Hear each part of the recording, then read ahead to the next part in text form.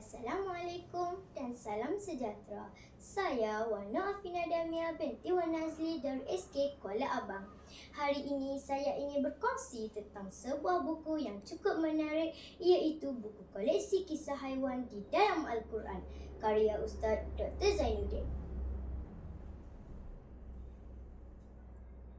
Merupakan sebuah karya yang menghimpunkan kisah-kisah haiwan yang disebut dalam Al-Quran, disusun dalam bentuk bab yang penuh dengan pengajaran dan nilai moral.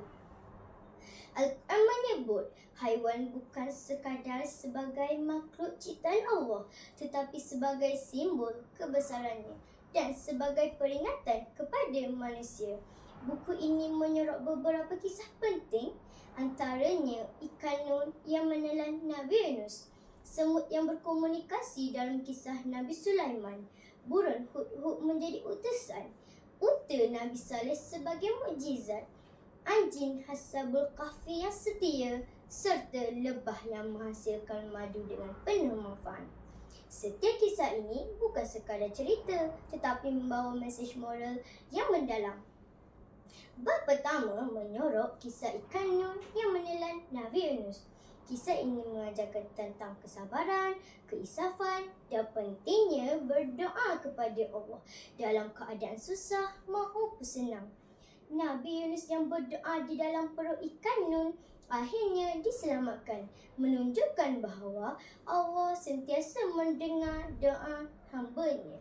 Nilai murni yang dapat diambil ialah keimanan yang teguh dan tidak berputus asa walaupun menghadapi ujian berat. Bab seterusnya mengisahkan tentang burung Hudhud menjadi utusan Nabi Sulaiman kepada kerajaan Sabah. Burung ini digambarkan sebagai makhluk yang bijak dan berperanan penting dalam menyampaikan berita. Burung Hudhud pula menjadi utusan Nabi Sulaiman dalam menyampaikan berita kepada Ratu Balqis. Kisah ini menunjukkan bahawa setiap makhluk ciptaan Allah mempunyai peranan penting walaupun kecil.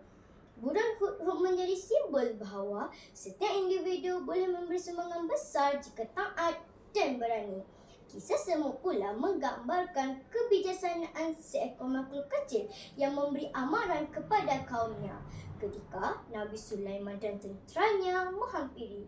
Walaupun kecil, semut digambarkan sebagai makhluk yang berfikiran jauh dan prihatin terhadap keselamatan masyarakat. Bab ini menekankan bahawa kebijaksanaan tidak bergantung pada saiz atau kekuatan, tetapi pada kesedaran dan tanggungjawab. Nilai murni yang terselah ialah pentingnya tolong-menolong dan menjaga keselamatan bersama.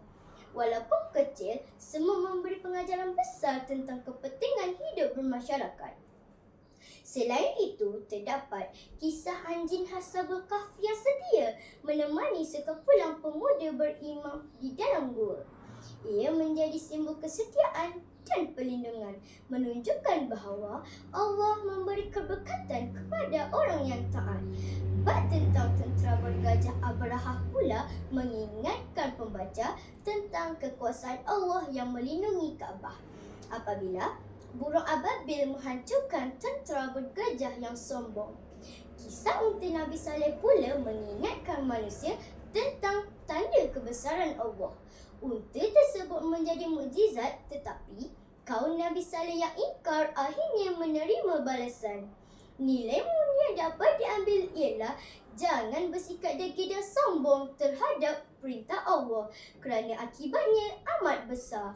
Secara keseluruhannya, buku ini bukan sekadar koleksi cerita tentang haiwan, tetapi sebuah panduan nilai murni yang boleh membentuk akhlak anak-anak. Ia menghubungkan kisah haiwan dengan pengajaran hidup, menjadikan pembacaan lebih bermakna.